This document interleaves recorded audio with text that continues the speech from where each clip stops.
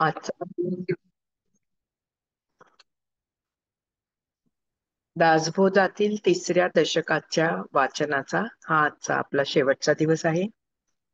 आपण सर्व पहाटे एवढ्या उठून हे माझे वाचन आणि निरूपण ऐकण्यास हजर आहात, त्याबद्दल मी तुमचे आभार मानते. तसेच ब्रह्मांडीय ऊर्जा आणि मंगल मॅडम यांना वंदन करते. दासबोधासारखा अतिशय अमूल्य ग्रंथ वाचण्याची मला संधी मिळाली, याबद्दल मी खरोखरच त्यांची ऋणी राहीन. मर्यादा पुरुषोत्तम श्रीरामाला वंदन करूया आणि आपल्या पुढील समासाला सुरुवात करूया. जय जय रघुवीर समर्थ. आतापर्यंत आपण दशक तिसरा मधले 8 एकंदर समास बघितले आणि आपण बघितलं अव्यक्त असलेला आत्मा शरीर धारण करून आनंद आणि सुख घेण्यासाठी म्हणून व्यक्त होण्याचा प्रयत्न करतो आणि स्त्रीच्या गर्भात प्रवेश करतो. तेव्हापासूनच त्याला गर्भयातना सुरू होतात. दुःखाशी त्याची तोंडओळख होते आणि त्या दुःखातून बाहेर येऊन जेव्हा तो देह धारण करतो तेव्हा सुद्धा त्याला त्याला असं वाटत असतं गर्भात असताना की आता आपण बाहेर आलो की आनंदी आनंद, मस्त सगळी मजा करता येईल, पण तो त्याचा भ्रम असतो. नंतर सुद्धा त्याला अगदी बालपणापासून ते वृद्धत्व येईपर्यंत दुःखाचा सामना करायला लागतो.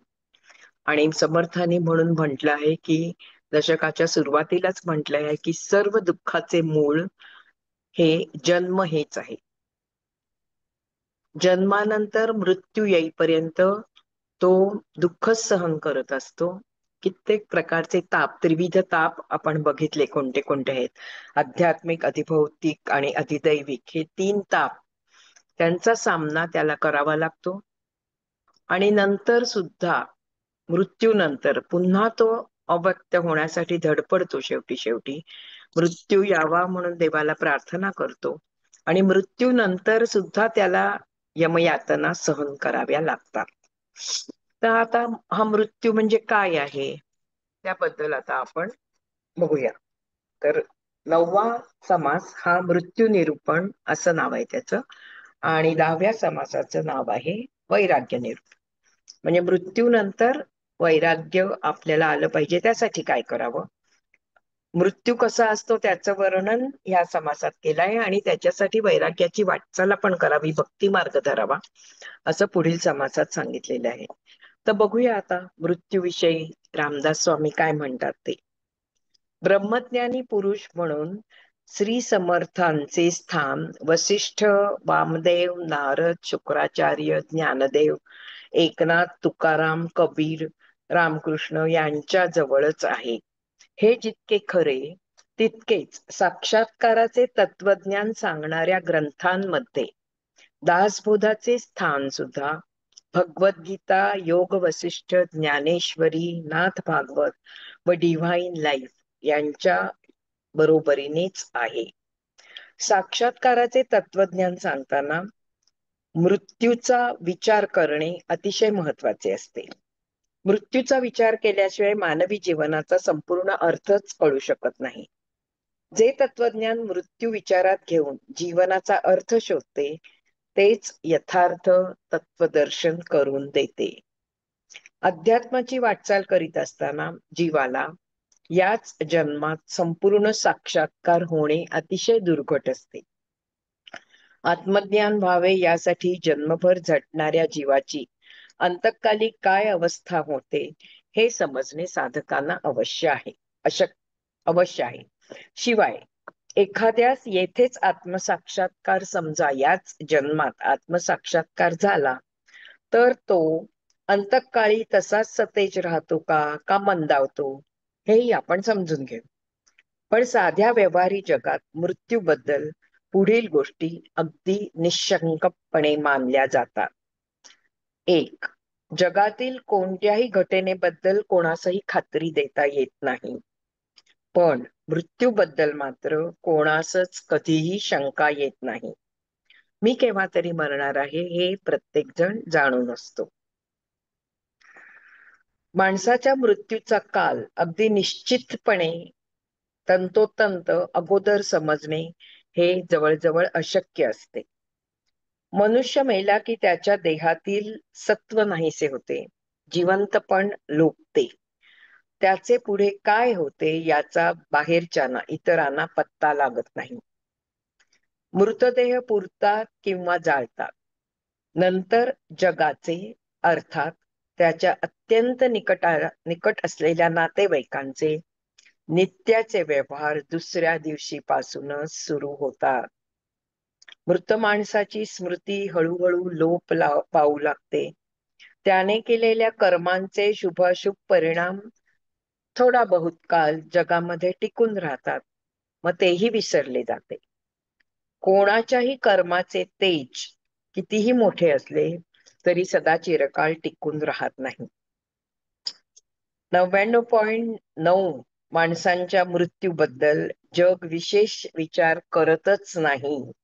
जवळजवळ म्हणजे कोणाचाही मृत्यू झाला तरी जग जास्तीत जास्त 13 दिवस विचार करतं, त्याच्यानंतर जग विचार करत नाही. हजारो माणसे रोज मृत्यू पावत असतात, पण जगाचे त्याकडे लक्ष नाही. त्यावर भारत आंब्यांची पण एक छान कविता आहे. जन पळभर म्हणतील हाय हाय, मी जाता जाईल त्यांचे काय, आणि राहील कार्य काय.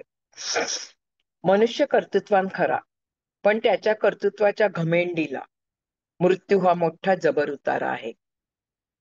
मृत्यूनंतर चिंतन करूनच माणूस खऱ्या अर्थाने माणूस बनला. मृत्यूबद्दल चिंतन करूनच माणूस हा माणूस बनला.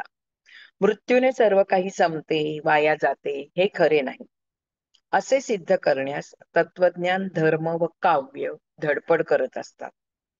तत्वज्ञान म्हणजे मृत्यू व अंतकाल यांचा सूक्ष्म अभ्यास होय, असे सुविख्यात तत्वज्ञानी प्लेटो याने म्हटले आहे.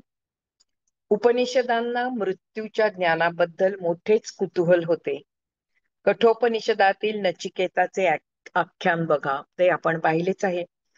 छांदोग्य उपनिषदातील शांडिल्य विद्या आणि प्रश्नोपनिषदातील तिसरा प्रश्न यामध्ये ऋषींचे मृत्यूविषयक विचार आढळतात. तर ही उपनिषदांचा पण आपण वाचन केलेलं आहे, त्यामुळे आपल्याला थोडं काही आठवत असेल तर आठवा. गीतेच्या 8व्या अध्यायात भगवान श्रीकृष्णाने मृत्यूचा खोलवर विचार मांडला आहे. मृत्यूचे महत्व जाणून श्री समर्थांनी दासबोधामध्ये यासाठी हा स्वतंत्र समास घातला आहे. असो, संतांचे सांगणे असे की द्वैताने किंवा भेदाने भरलेल्या दृश्य विश्वामध्ये जन्म आणि मृत्यू एकमेकांशिवाय राहू शकत नाही. आत्मस्वरूपाच्या विस्मृतीमध्ये राहणाऱ्या जीवाला आनंदाची तहान लागते. बघा, हा आत्मस्वरूप काय आहे हे विसरून गेलेला असतो तो जीव, आणि त्याला आनंदाची ओढ लागते. तर तो आनंद मिळवण्यासाठी तो अव्यक्त असताना त्याला तो मिळू शकणार नाही. म्हणून आनंद मिळवण्यासाठी काहीतरी साधन हवे, म्हणून जीव दृश्य देह निर्माण करतो. ज्या द्रव्यांपासून देह तयार होतो, हा आपला देह ज्याच्यापासून तयार झालेला आहे, त्या द्रव्यांची झीज होत असते. त्यामुळे तो देह कालांतराने आनंद देण्यास लायक उरत नाही. तेव्हा जितक्या सहजपणे जीव देह धारण करतो, जीव म्हणजे इथे आत्मा म्हटलेला आहे, जितक्या सहजपणे आत्मा देह धारण करतो गर्भात प्रवेश करून, तितक्या सहजपणे तो एक दिवस देहाचा त्याग करून देहातून बाहेर पडतो. या बाहेर पडण्याला, आत्म्याचे देह सोडून देहातून बाहेर पडण्याच्या क्रियेलाच मृत्यू असे म्हणतात. जीवाच्या इतिहासात जन्मकाल आणि अंतकाल दोन्ही फार फार महत्वाचे आहेत. दोन्ही प्रसंगी, जन्म होण्याचा प्रसंग म्हणा किंवा मृत्यू जवळ समीप आल्यानंतर मृत्यूचा प्रसंग म्हणा, दोन्ही प्रसंगी जीव अव्यक्त आणि व्यक्त यांच्या संधिकालात असतो. जन्म होण्याच्या पूर्वी अव्यक्तातून व्यक्त होण्यास तो जात असतो, आणि मृत्यू होताना व्यक्तातून अव्यक्त होण्यास तो जात असतो. म्हणून रामदासांनी असं म्हटलंय की दोन्ही प्रसंगी जीव अव्यक्त आणि व्यक्त यांच्या संधीत असतो. जन्माच्या प्रसंगी म्हणजे आईच्या पोटात गर्भधारणा होते, त्यावेळी जीव अव्यक्तातून व्यक्तामध्ये उतरतो. तर मृत्यूच्या प्रसंगी म्हणजे अंतकाळी तो व्यक्तातून शरीराचा त्याग करून परत अव्यक्तामध्ये जातो. हे दोन्ही अतिशय महत्वाचे संधिकाल असतात. पैकी जन्माच्या वेळेची संधी जीवाच्या शक्तीच्या पलीकडची असते. जीव तेथे वासनेच्या अधीन राहतो. पण मृत्यूच्या वेळेची संधी मात्र तो स्वाधीनपणे साधून आध्यात्मिक प्रगतीच्या वरच्या पायरीवर खात्रीने जाऊन बसू शकतो. अशी संधी साधणे म्हणजे उत्तम मरण येणे होय. दृश्य जगात मृत्यू हा काळाचा जबरदस्त चपेटा आहे. निर्मित वस्तूंचा संपूर्ण नाश करणे हाच त्याचा सहज खेळ आहे. म्हणून प्रत्यक्ष भगवंताचे अवतार सुद्धा मृत्यूच्या तड्याखातून सुटले नाहीत. हे सत्य श्री समर्थांनी फारच ठासून मांडले आहे. मरणसमयी जीवाच्या डोळ्यापुढे त्याचा सगळा पूर्व इतिहास, कसे कसे आपण बालपणापासून जीवन जगलो, ते मरताना त्याच्या डोळ्यापुढे पूर्व इतिहास चमकून जातो, उभा राहतो. जणू काही तो आयुष्याचा सिनेमा परत एकदा बघतो. जन्मभर ज्याच्या नादात तो जगतो तेच त्यावेळी समोर येते. यासाठी उत्तम मरण येण्यास जन्मभर भगवंताच्या अनुसंधानाचा अभ्यास करावा. अविद्या म्हणजे अज्ञान, अविद्येच्या प्रभावामुळे माणसाला दैनंदिन जीवनात मृत्यूचे स्मरणच राहत नाही. त्या कारणाने उत्तम मृत्यू येण्यासाठी जरूर असणारे प्रयत्न माणूस करत नाही. बघा, जगत असताना आपण मृत्यूविषयी विचार आपल्या मनात येत नाही आणि त्यामुळे आपल्याला उत्तम मृत्यू यावा, जर मृत्यूविषयी विचार आले तर आपण तो उत्तम कसा करावा याबद्दल प्रयत्न करू ना. पण आपण इतकं सुखोपभोग घेण्यास धुंद झालेलो असतो की कधीतरी आपल्याला मृत्यू येणार आहे आणि तो चांगला यावा म्हणून काहीतरी करणे आवश्यक आहे, हे आपल्या लक्षात येत नाही आणि ते प्रयत्न आपण करत नाही.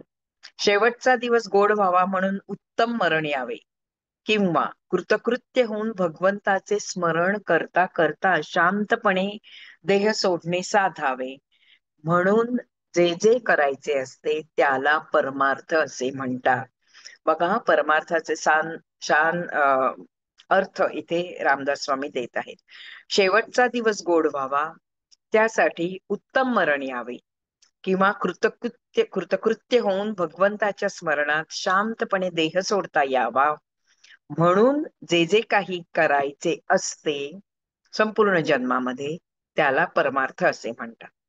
मृत्यू केव्हा येईल याचा नेम नाही, म्हणून तो केव्हाही येईल ही जाणीव मनात ठेवून साधकाने नेहमी तयार राहावे असे समर्थ म्हणतात. परमार्थ साधनात या जाणीवेला इतके महत्व आहे की मृत्यूचा समास सांगताना श्री समर्थांची स्फूर्ती अगदी शिगेला पोहोचलेली आढळते. निरनिराळ्या भाषातील साहित्यात काय किंवा संत वाङ्मयात काय मानवी जीवनातील मृत्यूची विलक्षण लीला इतक्या प्रभावी आणि जोरदार आणि ओघवती वाणीने कोठेही वर्णिलेली आढळत नाही. काळाच्या छातीवर नाचणारा रामदास स्वामीच हे करू शकतो. मानवी जीवनाचा प्रवाह काळाच्या स्वामित्वाखाली अखंड वाहत असतो. मृत्यूकडे त्याची दिशा आहे. मृत्यू कसा व कोठे यायचा ते माणसाच्या कर्मानुसार ठरत असते. पण एकदा का मृत्यू आला की कोणीही वाचवू शकत नाही. संसार म्हणजे सारखा धावणारा स्वार आहे. संसारात मरणाची घटना उधार नाही. आजची उधारी उद्यावर ढकलता येत नाही. माणसाच्या देहाला क्षणाक्षणांचे माप लावलेले आहे. तो कणाकणाने त्याचे आयुष्य संपत आहे. बघा, समास 9वा याच्यामध्ये रामदास स्वामी काय म्हणतात, थोड्याशा ओळ्या बघूया आपण. श्रीराम, संसार म्हणजे सवेच स्वार, नाही मरणास उधार. मापी लागे शरीर घडी घडीने, नित्य काळाची संगती, नकळे होणाराची गती. कर्मासारखे प्राणी पडती, नाना देशी विदेशी. मृत्यूकाळ काठी निकी, बैसे बाळियाचे मस्तकी. महाराजे बळीये लोकी राहो न सकती. मृत्यू न म्हणे की हा क्रूर, मृत्यू न म्हणे हा झुंजार, मृत्यू न म्हणे हा संग्रामशूर समरंगणी. मृत्यू न म्हणे की हा कोपी, मृत्यू न म्हणे हा प्रतापी, मृत्यू न म्हणे उग्ररूपी महाकाळ. मृत्यू न म्हणे हा बलाढ्य, मृत्यू न म्हणे हा धनाढ्य, मृत्यू न म्हणे हा आढ्य सर्वगुणी. मृत्यू न म्हणे हा विख्यात, मृत्यू न म्हणे हा श्रीमंत, मृत्यू न म्हणे हा अद्भुत पराक्रमी. मृत्यू न म्हणे हा भूपती, मृत्यू न म्हणे हा चक्रवर्ती, मृत्यू न म्हणे हा करामती कैवाड जाणे. मृत्यू न म्हणे हा हयपती, मृत्यू न म्हणे हा गजपती, मृत्यू न म्हणे हा नरपती विख्यात राजा. मृत्यू न म्हणे हा वरिष्ठ, मृत्यू न म्हणे हा राजकारणी, मृत्यू न म्हणे वेतनी वेतन धरता, मृत्यू न म्हणे देसाई, मृत्यू न म्हणे व्यवसायी, मृत्यू न म्हणे ठाई ठाई पुंडराज्य. मृत्यू न म्हणे मुद्राधारी, मृत्यू न म्हणे हा व्यापारी, मृत्यू न म्हणे परनारी राजकन्या. मृत्यू न म्हणे कार्या कारण, मृत्यू न म्हणे वर्णावर्णन, मृत्यू न म्हणे हा ब्राह्मण कर्मनिष्ठ. मृत्यू न म्हणे व्युत्पन्न, मृत्यू न म्हणे संपन्न, मृत्यू न म्हणे विद्वज्जन समुदायी. मृत्यू न म्हणे हा पुराणिक, मृत्यू न म्हणे हा वैदिक, मृत्यू न म्हणे हा याज्ञिक अथवा जोशी. मृत्यू न म्हणे हा धूर्त, मृत्यू न म्हणे बहुश्रुत, मृत्यू न म्हणे हा पंडित महाभला. मृत्यू न म्हणे हा शास्त्रज्ञ, मृत्यू न म्हणे हा वेदज्ञ, मृत्यू न म्हणे सर्वज्ञ सर्व जाणे. मृत्यू न म्हणे रागज्ञानी, मृत्यू न म्हणे ताळज्ञानी, मृत्यू न म्हणे तत्वज्ञानी हा तत्ववेत्ता. मृत्यू न म्हणे योगाभ्यासी, मृत्यू न म्हणे संन्यासी, मृत्यू न म्हणे काळासी वंचू जाणे. मृत्यू न म्हणे हा सावध, मृत्यू न म्हणे हा सिद्ध, मृत्यू न म्हणे हा प्रसिद्ध वैद्य पंचाक्षरी. मृत्यू न म्हणे हा गोसावी, मृत्यू न म्हणे हा तपस्वी, मृत्यू न म्हणे हा मनस्वी उदासीन. बघा, म्हणजे इथे मृत्यू काय म्हणत आहे. एकदा का अंतकाळ आला की मग मृत्यू असा विचार करीत नाही, हा क्रूर झुंजार किंवा रणांगणावर लढणारा संग्रामशूर आहे. हा रागीट आहे, प्रतापी आहे, उग्र रूपाचा दुष्ट आहे, बलाढ्य आहे, धनाढ्य आहे किंवा सर्व गुण संपन्न आहे, विख्यात आहे, श्रीमंत आहे किंवा अद्भुत पराक्रम गाजवलेला आहे. हा भूपती आहे, चक्रवर्ती आहे म्हणजे महाराजा किंवा सम्राट आहे, मोठा युक्तिबाज आहे किंवा मंत्रतंत्र जाणणारा आहे. हा घोडे बाळगणारा, हत्ती बाळगणारा किंवा अनेक माणसे पदरी कामाला असलेला विख्यात राजा आहे. हा लोकात श्रेष्ठ आहे, राजकारणी आहे किंवा स्वतः वतनदार असून अनेकांना वतने देणारा आहे. हा देसाई आहे, व्यापार धंदा करणारा आहे किंवा निरनिराळ्या गावचे गुंडपुंड आहे. हा सरकारी शिक्क्याचा अधिकारी आहे किंवा कर्मनिष्ठ ब्राह्मण आहे किंवा ही परदारा आहे, दुसऱ्याची स्त्री आहे म्हणून याला नेणार नाही असं मृत्यू करत नाही. ही परदारा आहे किंवा ही राजकन्या आहे. हा उच्चवर्णीय आहे, हा नीचवर्णीय आहे किंवा हा कर्मनिष्ठ ब्राह्मण आहे. हा विद्या संपन्न आहे, द्रव्य संपन्न आहे किंवा सभा गाजवणारा मोठा पंडित आहे.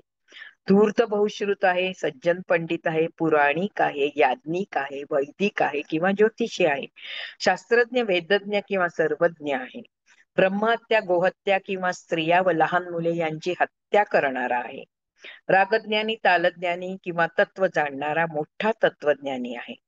हा सावध, सिद्ध किंवा प्रसिद्ध वैद्य पंचाक्षरी आहे.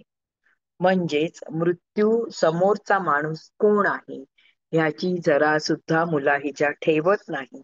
त्याचा काळ आला, त्याचा शेवटचा श्वास संपला की मृत्यू त्याला घेऊन जातो. पूर्वसंचित संपूर्णपणे संपले की मग क्षणभरही अवकाश राहत नाही. अखेरचा क्षण संपतो, तोच देह सोडून प्रत्येकाला जावे लागते. काळाचे दूत एकदम येतात आणि जीवाला घेऊन जातात.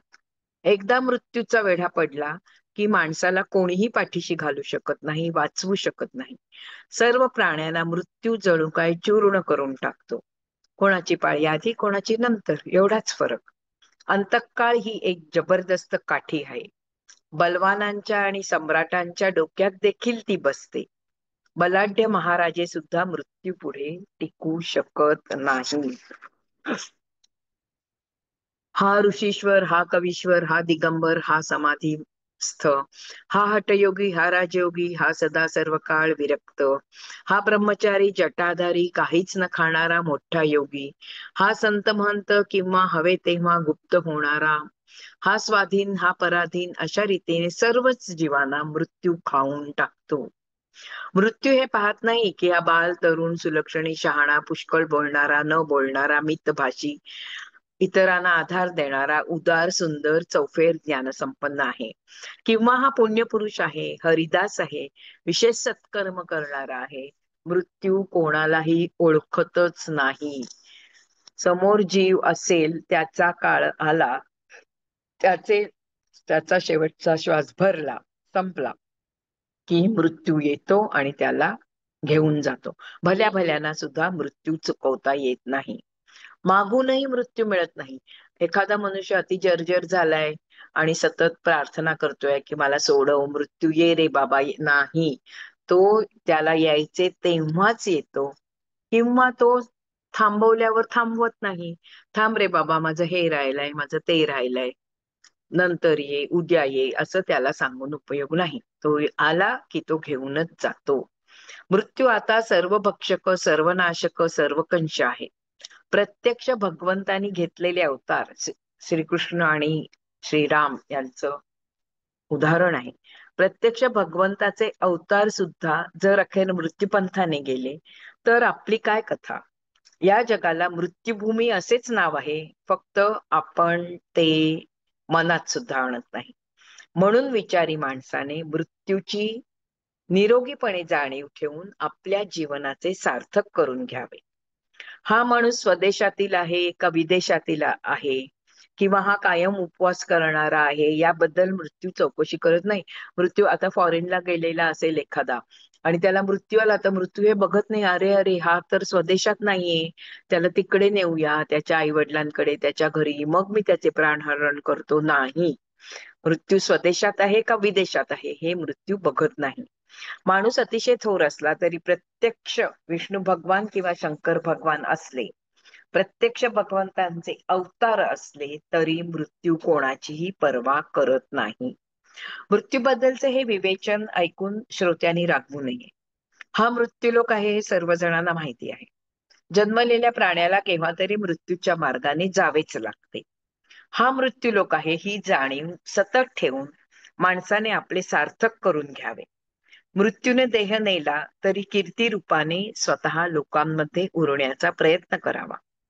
मृत्यूला टाळण्याचा हा एकच मार्ग आहे की देह गेला तरी कीर्ती रूपाने तो जनांच्या मनामध्ये राहील. एरवी माणूस लहान असो थोर असो, तो मृत्यू पावणार हे निश्चितच आहे.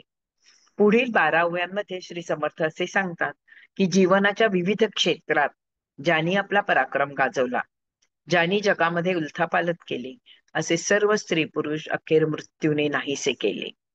मोठ्या वैभवाचे, मोठ्या आयुष्याचे, असीम प्रभावाचे पुरुष मृत्यूपंथाने नेले. हे बघा, गेले बहुत वैभवाचे, गेले बहुत आयुष्याचे, गेले अगाध महिमेचे मृत्यूपंथे, गेले बहुत पराक्रमी, गेले बहुत कपटकर्मी, गेले बहुत संग्रामी, संग्राम सौरे, गेले बहुतां बळांचे, गेले बहुतां काळांचे, गेले बहुता कुळांचे कुळवंत राजे, गेले विद्येचे सागर, गेले बळाचे डोंगर, गेले धनवान कुबेर मृत्यूपंथ, गेले बहुत पुरुषार्थाचे, गेले बहुत विक्रमाचे, गेले बहुत आटोपाचे कार्य करते, गेले बहुत शस्त्रधारी, गेले बहुत परोपकारी, गेले बहुत नानापरी धर्मरक्षक, गेले बहुत प्रतापाचे, गेले बहुत सत्कीर्तीचे, गेले बहुत नीतीचे अनेक नीतिवंत राजे. म्हणजेच काय, तर कितीही काहीही पराक्रम गाजवलेला असो, विख्यात असो, तरी काळ आला की मृत्यू कोणालाही सोडत नाही.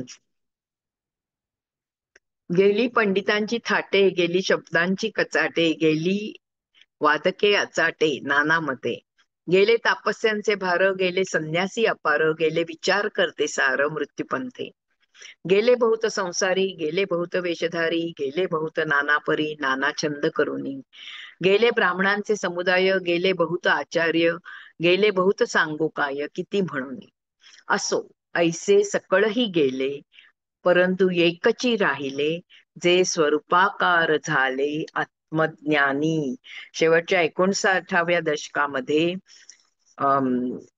रामदास स्वामी म्हणत आहेत की सगळे गेले, पण ज्यांना आत्मज्ञान झालेले आहे, आत्मज्ञान होऊन जे स्वस्वरूपाशी एकरूप झाले, तेवढे मात्र टिकले. अथ नवव दशक समाप्त झालेलं आहे. नवव दशक नाही, 9वा अध्याय, 3ऱ्या दशकातला 9वा अध्याय किंवा 9वा समास समाप्त झालेला आहे. आता पुढचं शेवटचा जो समास आहे 3ऱ्या दशकातला, तो वैराग्य निरूपणाविषयी आहे. या समासामध्ये समर्थांनी आपले तत्वज्ञान सांगण्यास खऱ्या अर्थाने प्रारंभ केलेला आहे. त्यांचे असे स्पष्ट मत आहे की मानवी जीवन मुळातच अपूर्ण आहे. ज्या जगाच्या परिसरात माणूस जीवन जगतो, त्यामध्ये आपल्यासाठी थांबणारे, आपली वाट पाहणारे कोणीच नसते, हे लक्षात ठेवा. अचेतन आणि सचेतन म्हणजे वस्तू आणि प्राणी काळाच्या अधीनपणाने एका दिशेने सारख्या वाहत असतात. जीवनाची लुकलुकणारी ज्योत मृत्यूच्या गडद अंधारात गडप होऊन जाते. अशा रीतीने जे एकदा हातून निसटून गेले, संधी आलेली आहे, मनुष्य देह मिळालेला आहे आपल्याला, त्याचं सोनं करून घ्या आणि आत्मज्ञानाची जाणीव करून घेण्यासाठी योग्य त्या मार्गावर जा, असं इथे रामदासांना सांगायचे आहे.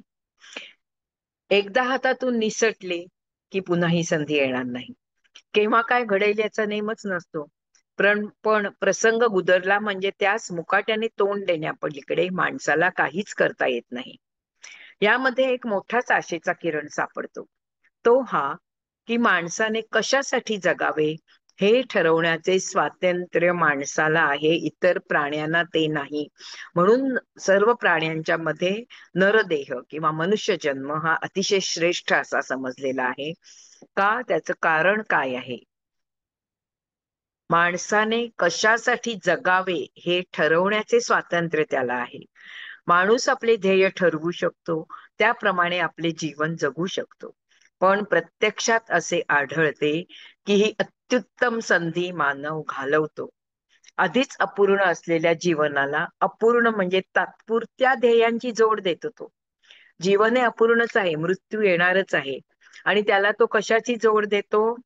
तर अपूर्ण म्हणजे तात्पुरती ध्येय असतात ती सगळी, तो जी त्यांनी मनामध्ये ठेवलेली असतात की मी हे करीन, आता मी डॉक्टर होईन, मी अमुक ठिकाणी जाईन, मी वैमानिक होईन, मला हे व्हायचंय ते व्हायचंय, ही ध्येय असू देत जीवनामध्ये, पण ती तात्पुरती असतात. मृत्यूनंतर ती गेली सगळी देह. मृत्यूनंतर काय टिकतं? फक्त आत्मज्ञानाचा शोध, आणि आत्मज्ञान जे मिळवलेलं असतं ते मृत्यूनंतर टिकतं. म्हणून आधीच अपूर्ण असलेल्या जीवनाला अपूर्ण म्हणजे तात्पुरत्या ध्येयांची जोड दिल्याने माणसाचे या जगामधील पूर्ण जीवनच अपूर्ण बनून जाते.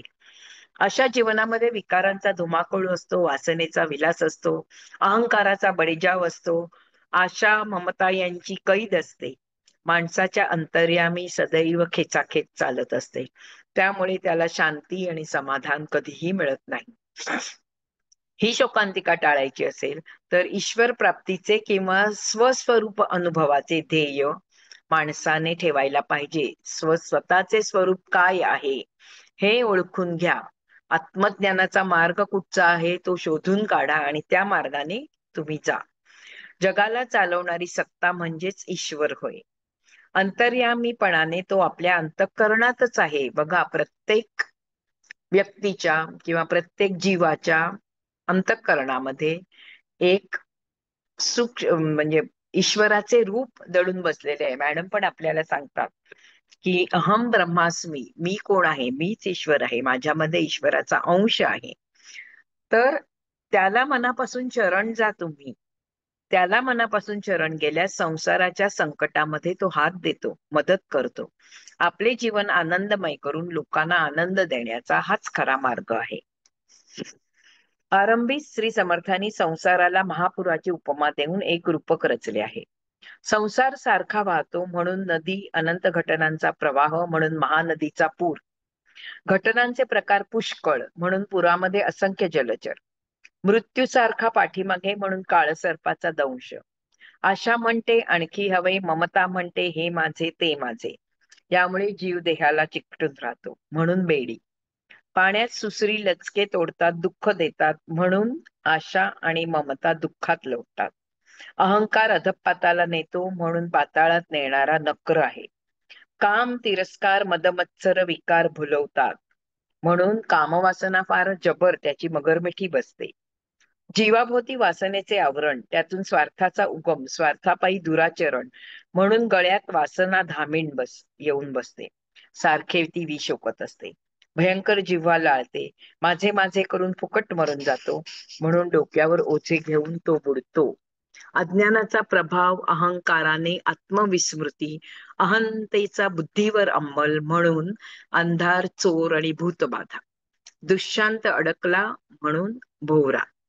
बघा, श्रीराम, संसार म्हणजे महापुर, माझी जलचरे अपार, डंखू धावती विखार काळसर्प, आशा ममता देही बेडी, सुसरी करिता ती तडातोडी, नेऊन दुःखांचे सांकडी मज घालती, अहंकार नकरे उडविले, नेऊन पाताळी बुडविले, तेथून या सोडविले नवचे प्राणी, काम मगर मिठी सुटेना, तिरस्कार लागला तुटेना, मदमत्सर ओहटेना, भुली पडली, वासना धामीण पडली गळा, घालून वेटाळे वमी गरळा, जिव्हा लाळी वेळोवेळा भयानक, माथा प्रपंचाचे ओझे घेऊन म्हणे माझे माझे, बुडताही न सोडी फुंजे कुळाभिमाने, पडिले भ्रांतीचे अंधारे, नागविले अभिमान चोरे, आले अहंतेचे काविरे भूतबाधा, बहुतेक आवर्ती पडिले प्राणी वाहत वाहत गेले, जेही भगवंतासी बोभाईले भावार्थ बळे,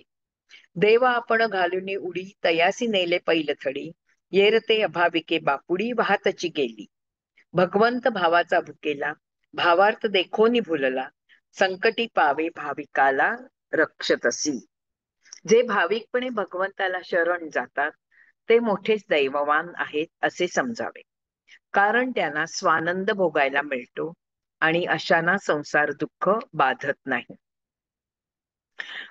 ज्यांनी असा धावा केलेला आहे त्यांच्यासाठी भगवंताने उडी घातली आणि स्वतः भगवंत त्यांना पैल तीराला नेतो. ज्यांनी अगदी मनापासून भगवंताची मदत मागितली त्यांना ती खात्रीने मिळते व त्यांचे दुःख निवारण झालेले आहे. बाकीची श्रद्धाहीन माणसे मात्र संसारात वाहत जातात आणि त्यांना शेवटी कोणतीही भगवंताची मदत मिळू शकत नाही. दुःख भोगीतच ती मरतात. भाव म्हणजे देव आहेच अशी संपूर्ण श्रद्धा. भगवंत अशा श्रद्धेचा भुकेला असतो. ती श्रद्धा व तिच्यामधून निर्माण होणारे प्रेम ज्याच्यापाशी असते त्याला भगवंत भुलतो आणि त्याच्यावर संकट आले तर तो मदत करतो आणि रक्षण करतो. बघा, भगवंत संकटापासून मदत करणारे, संकटातून बाहेर काढणारे आणि रक्षण करणारे, मृत्यूपासून नाही. भाव आणि भावार्थ हे दोन शब्द भक्ती वाङ्मयात वारंवार येतात. भाव शब्द भू धातूपासून बनतो. भू म्हणजे असणे किंवा होणे, भाव म्हणजे अस्तित्व, भावार्थ म्हणजे वस्तूच्या अस्तित्वामध्ये अंतर्भूत असलेला सर्व अर्थ. ईश्वराच्या अस्तित्वाबद्दल निशंक असणे हा भाव झाला. ईश्वर आहे ही जाणीव ठेवून, ही जागृत भावना मनात ठेवून सतत वागणे हा भावार्थ झाला. भाव असला म्हणजे ईश्वराच्या अस्तित्वाची खूण पटलेली असते. भावार्थ असला म्हणजे आचार, विचार, उच्चार यामध्ये ईश्वराच्या अस्तित्वाचे प्रतिबिंब दिसत असते. भक्ती शब्द भज धातूपासून बनतो. भज म्हणजे सेवा करणे, पूजा करणे, मनाने एकरूप होणे, आपलेसे करून घेणे. भक्ती म्हणजे अंतःकरणाची तदाकारता. ईश्वराची भक्ती म्हणजे ईश्वरविषय करती अथवा प्रेम होय. त्यामध्ये अंतःकरण भगवत आकार धारण करते. भगवंत सच्चिदानंद स्वरूप असल्याने भक्ती देखील परमानंद स्वरूपच असते. ज्याच्या मनामध्ये भाव असतो तो भाविक आणि भाव असून प्रेम असते तो भक्त होय. जेथे भाव असतो तेथे बहुतेक प्रेम असतेच. असो, या भावतत्वाचा एक मोठा नियम असा आहे की माणसाची ईश्वर प्रचिती भावावर अवलंबून असते. ज्या मानाने माणसामध्ये भाव शुद्ध, स्थिर, विशाल असेल, त्या मानाने त्याची ईश्वर प्रचिती शुद्ध, स्थिर आणि विशाल असते. दृश्याच्या जंजाळात त्याला पाहण्याची कला आत्मसात करण्यास भाव हे त्याला म्हणजे ईश्वराला त्याला पाहण्याची कला आत्मसात करण्यास भाव हे अमोघ साधन आहे. अंतःकरण शुद्ध व पवित्र राहिले तर भाव सतेज राहतो. ईश्वराची जाणीव ताजी राहते. अंतःकरण अशुद्ध व अपवित्र झाले की भाव मंदावतो. ईश्वराचे अस्तित्वच मलिन होऊन जाते. हेच तत्व श्री समर्थांच्या अमोघ वाणीने सांगितलेले आहे. ज्याला देव मनापासून आवडतो त्याच्या संकटाचे ओझे देव वाहतो. भगवंत आपल्या दासांचे संसार दुःख नाहीसे करतो. जे सर्वस्वी ईश्वराच्या स्वाधीन होतात त्यांना स्वानंदाचा रस चाखायला मिळतो. जसा ज्याचा भाव असतो तसा त्याला देव साक्षात होतो. देव अंतःकरण पाहणारा असल्याने माणसाचा भाव बरोबर ओळखू शकतो. जशी ज्याची आराधना तसे त्याला देव समाधान देतो. भाव किंचित जरी उणा झाला किंवा मंदावला तर देवापासून तो दूर जातो. त्याची प्रचिती मंदावते. असे आता बघा, आहे आपण जशी हालचाल करतो तसेच प्रतिबिंब आपल्याला आरशात दिसते. आपण डोळे वटारून पाहिले तर आरशातही आपले प्रतिबिंब डोळे वटारून आपल्याकडे पाहत असते. आपण कपाळाला आठ्या घालून पाहिले तर प्रतिबिंब देखील रागीटपणे पाहत असते. बघा 16वा ओवी जरा वाचूया. दर्पणी प्रतिबिंब दिसे जैशास तैसे भासे, तयाचे सूत्र असे आपणाच पासे. जैसे आपण करावे तैसेच तेणे व्हावे, डोळे पसरून पाहावे तर तेही टवकारे. भ्रुकुटीस घालून मिठी पाहता क्रोधे तेही उठी, आपण हास्य करिता तेही आनंदे. जैसा भाव प्रतिबिंबाला, आरशातला प्रतिबिंब जसे आपण करू तसेच आपल्याला दाखवतो. जैसा भाव प्रतिबिंबाला तैसाच देव झाला, तयाचाचीच देव झाला. जो जैसे भजे त्याला तैसाची वोळे. म्हणजे आपण देवाबद्दल किती भक्ती ठेवतो, किती प्रीती ठेवतो, त्याची किती साधना करतो, त्याला तेवढाच देव पावतो. आरशातल्या प्रतिबिंबासारखं आहे हे. भावे परमार्थाची या वाटा, वाहती भक्तीची या पेठा, भरला मोक्षाचा चोहाटा सज्जन संगे. भावे भजनी जे लागले ते ईश्वरी पावन झाले, भावार्थ बळे उद्धारिले पूर्वज तेही. आपण स्वये तरले जनासही उपेगा आले, कीर्ती श्रवणी झाले अभक्त भावार्थी. बघा, खऱ्या अस्तित्व बुद्धीने जे भगवंताची आराधना करतात ते भगवंती लीन होऊन पवित्र बनतात. त्यांच्या भाव सामर्थ्याने त्यांच्या पूर्वजांचा देखील उद्धार होतो. असे पुरुष स्वतः तरुण जगाचाही तारणकार बनतात. भगवंत त्यांचा कैवारी असतो. त्याची कास धरून ते स्वानंद सोहळा भोगतात. ते खरे धन्य होत. ईश्वर दर्शनाने पावन झालेले पुरुष आपण स्वतः तरतात व लोकांच्याही उपयोगी पडतात. लोकांनाही तारतात. त्यांच्या तोंडून देवाचा महिमा ऐकून जे अभक्त असतात ते सुद्धा भक्त बनू शकतात. हा दुर्लभ नरदेह भगवंतासाठी वापरला तर जीवन धन्य धन्य होते. अनेक जन्म होऊन गेल्यावर हा नरदेह मिळतो. त्याच्या योगाने यातायात चुकते. तो भगवंताचे दर्शन करून देऊ शकतो.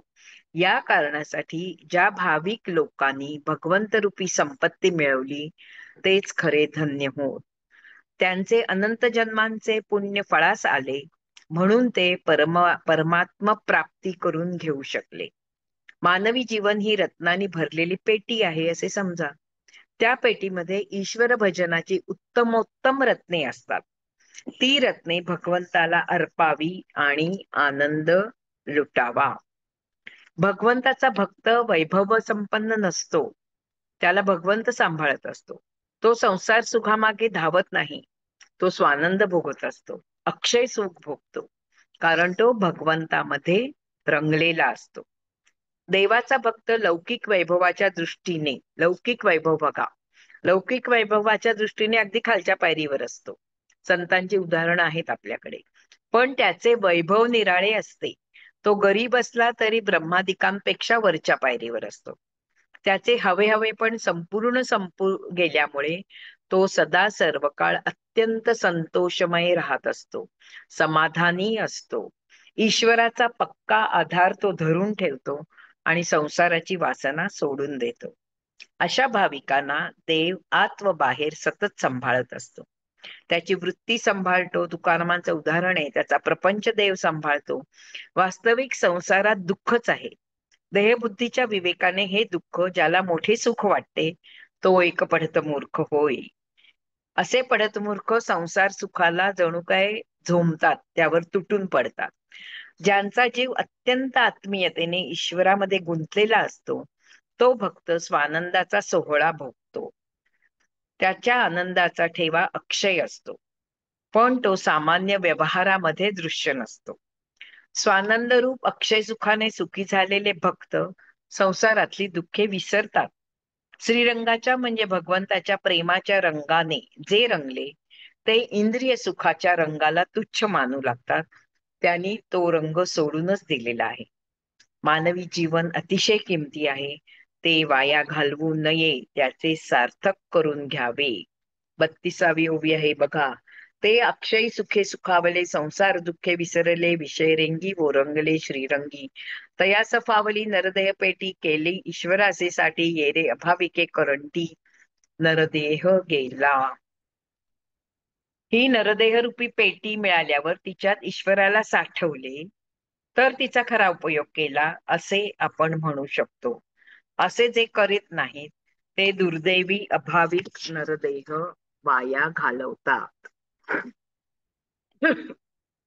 एखाद्याला योगायोगाने मोठे रत्न मिळाले एखादे, पण ते रत्न हेच त्याला कळले नाही आणि कवडीच्या बदल्यात त्याने ते घालवले, तर तो जसा आत्मघाती की होतो तसाच भाव नसलेला माणूस आपले आयुष्य कवडी मोलाने वाया दवडतो. एका माणसाने पुष्कळ तप केले. तप साठल्याने त्याला परीस मिळाला, पण तो परीस आहे हेच त्याला माहिती नव्हतं. त्यामुळे त्याला परीस मिळूनही त्याला त्याचा फायदा करून घेता आले नाही. आपल्याला नरदेह मिळालेला आहे म्हणजे तो परीस आहे असे समजा आणि त्याचा फायदा करून घ्या. परीस कसा कोणत्याही गोष्टीला लावला की त्याचं सोनं व्हायचं, तसा आपला हा नरदेहाचा परीस आपल्या हातात आलेला आहे आणि तुम्ही भगवंताची उपासना करून भक्ती मार्गाचा अवलंब करून आपल्या नरदेहाचे उत्तम उपयोग करून घ्या.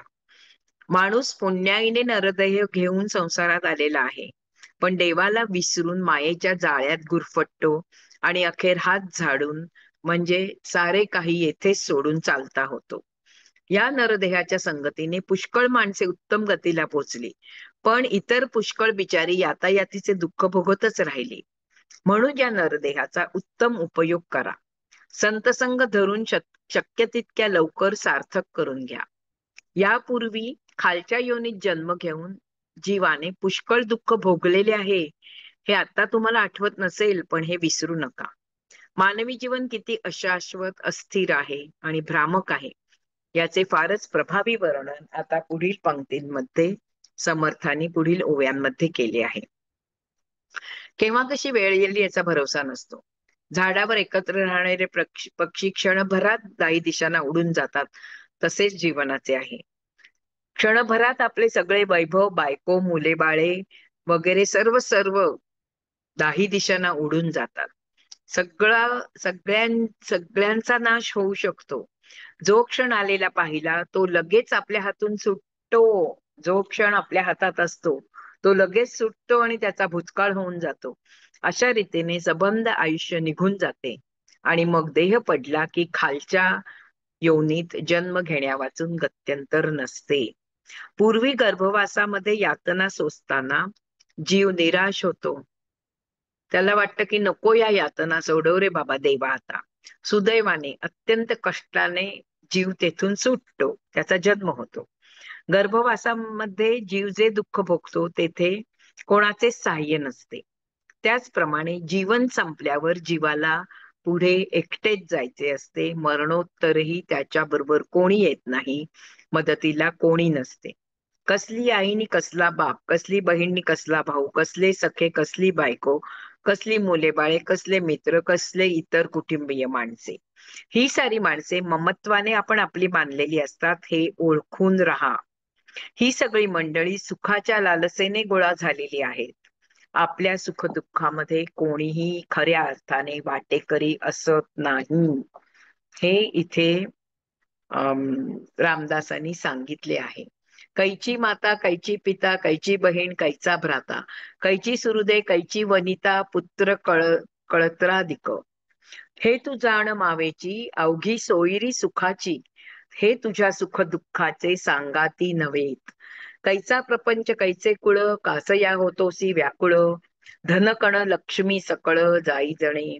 कैचे घर कैचा संसार, कसया करिसी जोजार, जन्मावरी वाहोन भार, सेखी सांडून जासी. कैचे तारुण्य कैचे वैभव, कैचे सोहळे कैचे हावभाव, हे सकळही जाण माव माईक माया. येच क्षणी मरून जाशी, तशी तरी रघुनाथी अंतरालासी. माझे माझे म्हणतोसी म्हणून या. तुवा भोगल्या पुनरावृत्ती, ऐसी माये बापे किती, स्त्री कन्या पुत्र होती लक्षान लक्ष. कसले तारुण्य कसले वैभव, कसले विलास कसला नखरा, हा सारा भ्रम आहे. जीवाला भुलवून फसवणारा हा देखावा आहे. कसला प्रपंच कसले कुळ, विनाकारण नको तळमळूस. धन धान्य व ऐश्वर हे सगळे नाशवंतच आहे. कसले घर कसला संसार, एवढी आटापिटी करण्याचे काही कारण नाही. जन्मभर त्याचे ह्या सगळ्याचे ओझे डोक्यावर घेऊन तू चालत आहेस आणि अखेर हे सगळे इथेच सोडून तुला एकट्याने पुढील प्रवास करायचा आहे, असे रामदास स्वामी सांगतात आपल्याला. बघा, ते सावध करत आहेत. आपले आपले म्हणून असलेले शरीर सुद्धा आपल्या बरोबर येत नाही, मृत्यूनंतर इथेच सोडून जावे लागते. इतराची काय कथा. एका भगवंता वाचून आपले कोणीही नाही, हे लक्षात ठेवा. भावबलाने त्याला घट्ट धरून ठेवा. या विश्वातील सर्व व्यवहार भगवंताच्या सत्तेनेच चालतात. तोच आपल्याला जन्माला घालतो, सांभाळतो. त्याला न विसरणे यातच खरे माणूसपण आहे. तैत्तरीय उपनिषदाच्या ब्रह्मवल्लीमध्ये असा मंत्र आहे, भिषास्मात वातः पवते, भिषोदेती सूर्य, भिषातस्मात अग्निश्च इंद्रश्च, मृत्यू धावती पंचम इति. याचा अर्थ, याच्या भयाने वायू जातो, याच्या भयाने सूर्य उदय पावतो, याच्या भयाने अग्नी, इंद्र व पाचवा मृत्यू धावतो.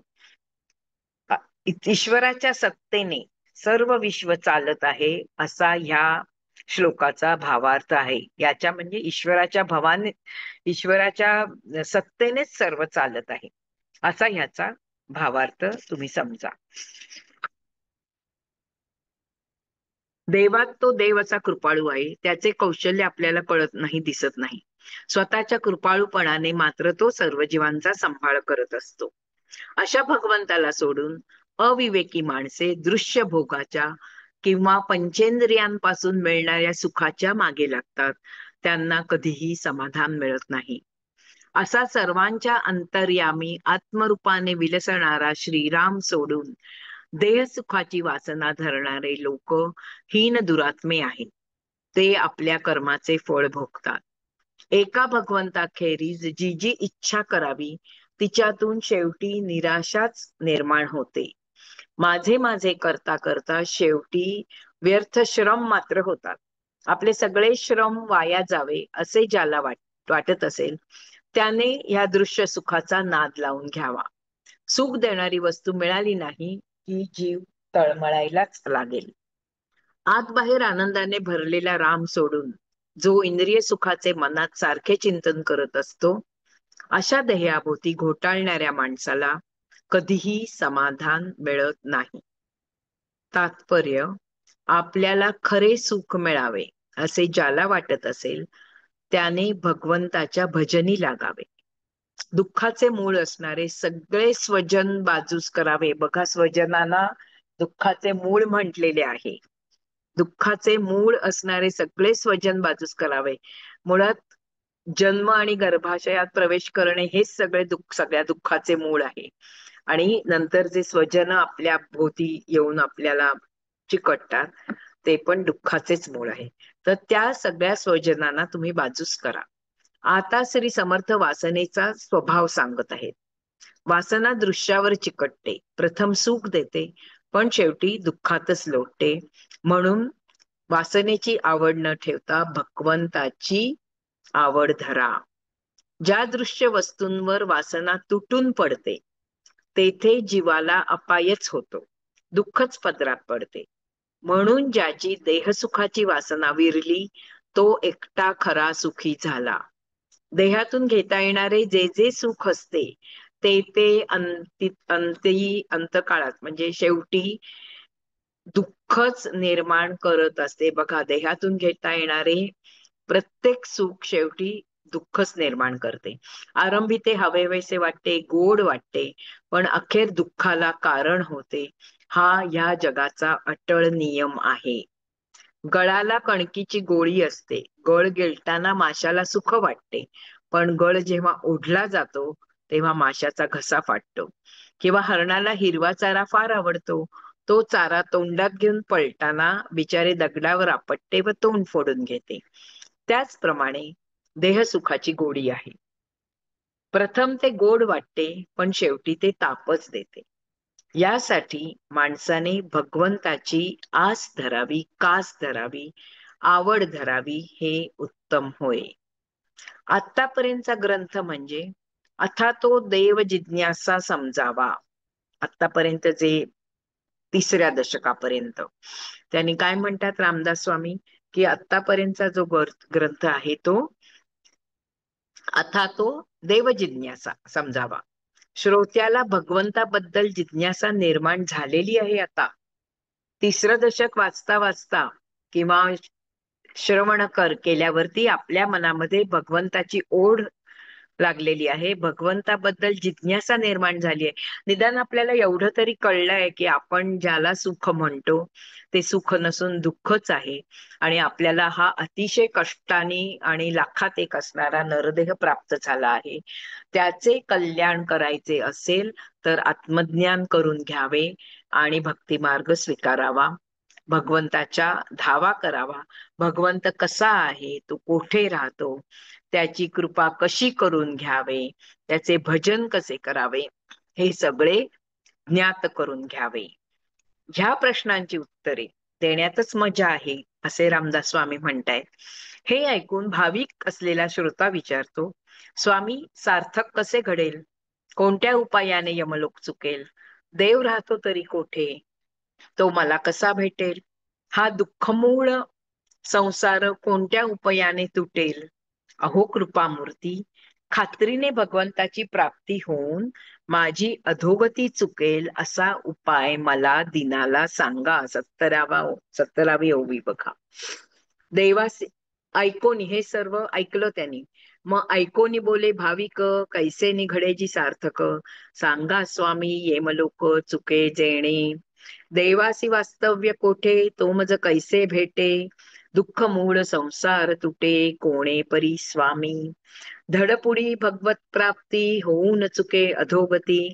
ऐसा उपाये कृपामूर्ती, मज दिनास करावा. वक्ता म्हणे हो एक भावे, भगवत भजन करावे. तेणे होईल स्वभावे समाधान. कैसे करावे भगवत जन, कोठे ठेवू हे मन? भगवत जनाचे लक्षण मज सांगावे. ऐसा म्लान वदने बोले, धरिले सुदृढ पाऊले. कंठ सद्गदित गळाले, अश्रुपात दुःखे. देखोन शिष्याची अनन्यता, भावे वळला सद्गुरु दाता. स्वानंद तुंबळेला आता, पुढील समासी.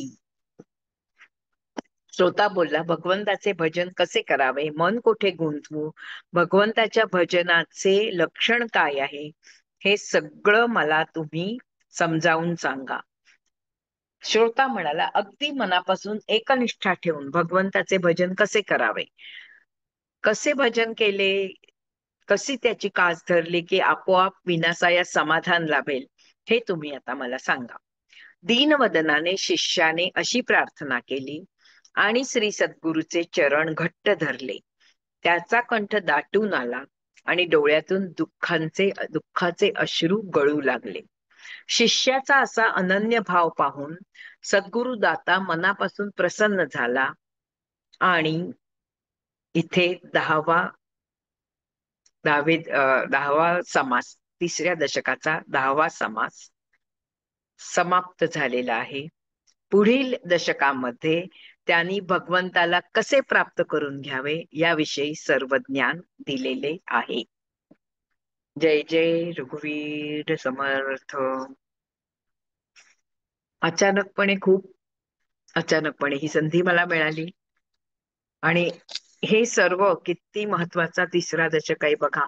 निदान थोडीशी जाणीव तरी झाली की उरला जो आपल्या उरले सुरले जीवन आहे ते तरी आता भगवंताचा शोध घेण्यास आणि आत्मज्ञान करून घेण्यामध्ये आपण घालवले पाहिजे. हा आता विचार थोडा थोडा मनात येऊ लागलाय. आपण आता वाचतोय तेव्हा आपल्याला वाटतं थोड्या वेळाने आपण हे विसरूनही जाऊ, अशीही शक्यता आहे. ज्याला हे जमले, आत्मज्ञाना करून घेणे आणि भक्तिमार्ग स्वीकारणे, भगवंताची ओढ खऱ्या अर्थाने लागणे आणि खऱ्या अर्थाने देहसुखाचा त्याग करून जो आत्मज्ञान करून घेईल, ज्याला ते जमेल तोच खरा श्रेष्ठ किंवा तो खरा नशीबवान असं मी म्हणत आहे. आपण सर्वांनी भक्तिभावाने हे श्रवण केले. इतक्या पहाटे उठून तुम्ही येथे हजर राहिलात त्याबद्दल आपले आभार मानते. मंगल मॅडमनी मला ही संधी दिली. इतका उत्तम ग्रंथ हाताशी असून कधी नीट वाचला नाही, कधी त्याच्याकडे लक्ष दिले नाही, दुसरंच काहीतरी वाचत बसलो. ते आता पण मॅडम मुळे हे सगळं वाचण्याची ऐकण्याची संधी आपल्याला मिळत आहे. म्हणून मंगल मॅडमना सुद्धा त्रिवार वंदन करून माझे वाचन संपवत आहे. धन्यवाद. खूप खूप धन्यवाद मॅडम. खूपच सुंदर वाचन झालेलं आहे आणि हो हा दशक पण अतिशय महत्वाचा आहे. हो हो. आणि तुम्ही इतकं मनात धन्यवाद ठसवलेत, मॅडम. इतकं छान ठसवलंय मनामध्ये सुचिता मॅडम, इतकं सुंदर वाचन केलं की हा तुम्हाला वाटते पण हे कोणी विसरू शकणार नाही. हा दशक इतकं सुंदर वाचन केलंय तुम्ही. हो. निदान सारखं आपल्याला धक्का जरी आतून देत राहिलं की दशक तिसरा काय म्हणतोय, भगवंताची कास धरा, भगवंताला शोधा, स्वतःमधील ईश्वर शोधा, एवढं जरी आपल्याला लक्षात आलं आणि थोडा जरी प्रयत्न आपण त्या मार्गाने आता करू असं मला वाटत आहे. बरोबर आहे, नक्कीच आहे मॅडम, बरोबर आहे तुमचं. आणि हम्म. आता जे युग परिवर्तन चाललेलं आहे त्यासाठी या दशकातील अनेक गोष्टी आपल्याला विचार करायला प्रवृत्त करत आहेत. त्यामुळे योग्य वेळी हा दशक आपल्या समोर आलेला आहे अशी ऊर्जेची पण इच्छा आहे. बरोबर आहे.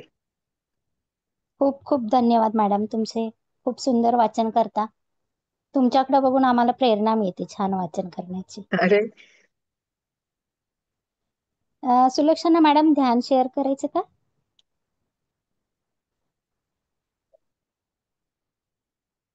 सुलक्षणा मॅडम,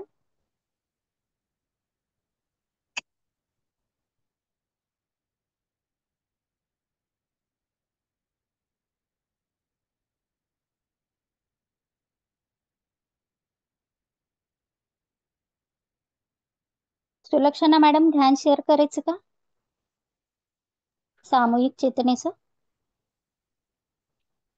करा ना मॅडम. करूया ना, ठीक आहे.